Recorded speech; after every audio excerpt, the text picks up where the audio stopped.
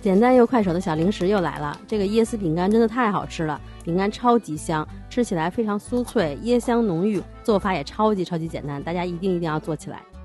黄油提前软化，然后加入糖和盐拌匀，可以加糖粉，也可以加砂糖，我加的是绵白糖，我用绵白糖和糖粉都做了，做完以后我觉得就是口感上我更喜欢这个绵白糖做的。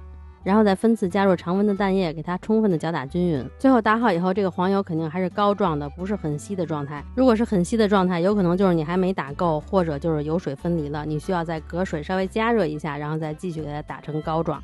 然后就直接加入过筛后的低筋面粉和椰蓉，我还加了一包椰子粉，没有椰子粉也可以不加。用刮刀拌匀，然后就放在油纸上，给它擀成差不多 0.8到1厘米的厚度。放到冰箱里去冷藏20到30分钟，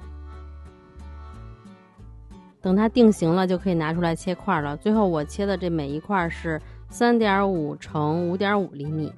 切完块以后，给它再放到冰箱里冷冻10分钟，然后就比较好移到烤盘上了。放到烤箱中层，我是用风炉模式烤的，130度烤30分钟左右。如果没有风炉的话，用150到160度左右，也是烤个20到30分钟左右。具体就看它表面那个烘烤状态，颜色均匀了，有点这种焦糖色就可以了。